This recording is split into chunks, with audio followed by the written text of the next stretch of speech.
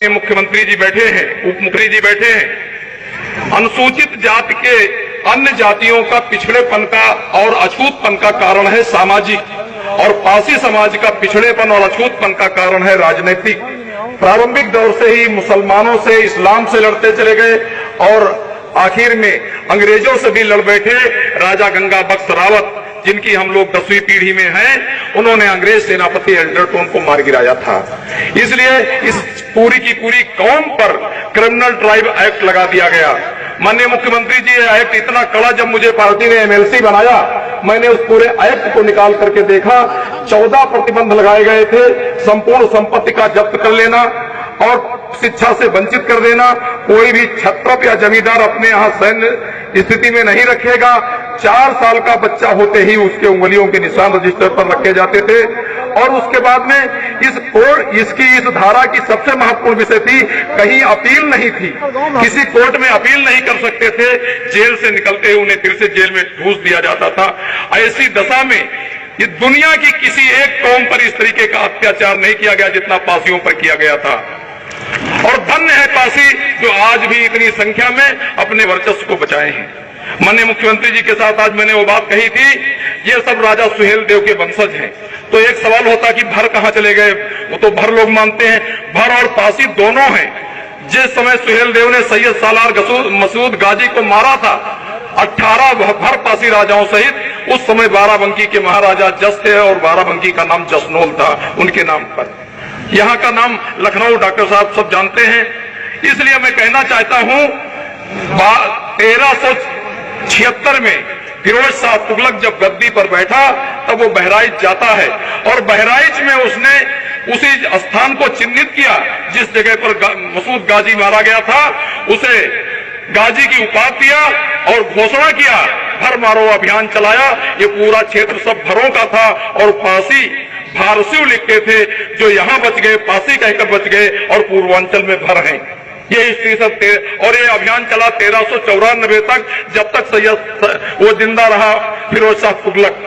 और उसके बाद में सन 1401 में जब वो गद्दी से हट गया तो मलिक सरवर इब्राहिम शाह सरकी जौनपुर से आकर के अपने को स्वतंत्र घोषित कर दिया और राजा माहे पासी रायबरेली के थे, उनसे भयंकर युद्ध किया। और युद्ध में राजा माहे पासी पराजित हो गए और उसके बाद में तब से लेकर के मुसलमानों ने इन पर राजतंत्र पूरे तौर से समाप्त कर दिया। हम एक बात इस माध्यम से कहना चाहते हैं, और सर इनकी एक कौम बिरतिया है पासियों की, जो हमारे यहाँ जाकर के उस वीर गौरव गाथा को गाते हैं। चूंकि पढ़ाई पर रोक लग गई थी, समाज से बहिष्कृत कर दिए गए थे, और जो आज भी धारा में जो पुलिस जिसको अपराधी हो और उसको अगर पुलिस पकड़ने जाए, जो अपने यहाँ संरक्षण दे देगा वो भी अपराधी हो जाएगा। ये हमारे अछूतपन का कारण है, ये हमारे पिछड़ेपन का कारण है। और जब 1757 में प्लासी का युद्ध हुआ, मैं मोटी मोटी बात बता रहा हूं, प्लासी के युद्ध में आसफुद्दौला के नेतृत्व में, बंगाल के नवाब के नेतृत्व में वो युद्ध हुआ था। 300 सैनिक मात्र लॉर्ड क्लाइव के थे और 18,000 पासी थे उस फौज में। उन सबको मीर जाफर और अमीर चंद ने गद्दारी की। इतिहास डॉक्टर महेंद्र सिंह जी बहुत अच्छी तरह जानते हैं। मीर जाफर ने गद्दारी किया और तब से इन पासियों को धोखे से वहां कब्जे में कर लिया गया। पासी हार गए सर, और इस्लाम ने पूरी तौर से हमारे राजतंत्र को रौंदा। जब हमारे नेता भारतीय जनता पार्टी को छोड़कर अनुसूचित जाति के दूसरी बिरादरियों के नेता जो हैं या हमारी ही बिरादरी नेता हैं, वो तोप मोड़ देते हैं कि हमारा दुश्मन ब्राह्मणवाद है, मनवाद है, हमको सवर्णों ने पीछे किया। मैं कहना चाहता हूं, जब सवर्ण स्टेट थी, सवर्ण साम्राज्य थी, तब हम राजा थे। इस्लाम आया तब हम राजा नहीं रहे। और जब ईसाई आए, राजा गंगा बख्श रावत ने आज ही 29 मार्च को अंग्रेज सेनापति एल्डरटन को मार गिराया था, उसके बाद में तो पहाड़ हम पर टूट पड़ा। ये क्रिमिनल ट्राइब एक्ट लगा दिया गया, जिसकी वजह से ये जाति मनुष्य नहीं रह गई, मनुष्य भी नीचे चली गई। उसका कारण ये था। और आज भी ये हिंदू धर्म के ध्वजवाहक हैं। जैसे लिंगायत लिंग को धारण करते थे अपने कंधे पर, वैसे हम फारसियों के रूप में डॉक्टर साहब कई बार हमारे मंचों से कह चुके हैं, डॉक्टर दिनेश शर्मा जी, टंडन जी, कलराज जी, माननीय राजनाथ जी इसी जगह पर आए थे 31 मार्च को, तब भी कई बार हम लोग प्रतिवर्ष मनाते हैं।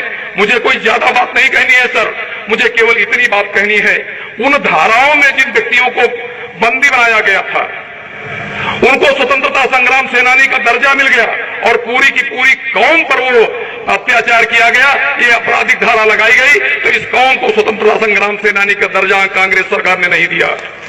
उन्हें स्वतंत्रता संग्राम सेनानी का दर्जा दिया जाना चाहिए था। हिंदुस्तान में 3 बड़े बड़े कांड हुए, जलियांवाला बाग, काकोरी कांड और चौरी चौरा कांड।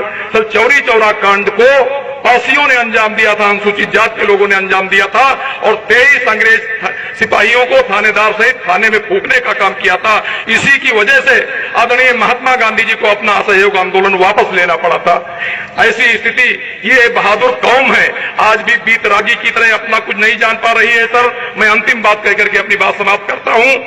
सर देश आजाद हो गया 1947 में और पासी आजाद हुए 1952 में 8 अक्टूबर को, जब अनंत सेना महंगर आयोग बना, उनकी अध्यक्षता में कमेटी बनी और उसने सिफारिश किया इन अनुसूचित जात के लोगों को कहां पर समाहित किया जाए, इन क्रिमिनल ट्राइब एक्ट से प्रभावित। उसमें पूरे प्रदेश में भर भी थे और पासी भी थे और कुछ जातियां जगह जगह पर थी, जैसे लोध, मैनपुरी, एटा, इटावा, जैसे बस्ती में केवट, मल्लाह, इस तरीके से सब जातियां अलग अलग थी, लेकिन पूरे प्रदेश में पासियों पर लागू था।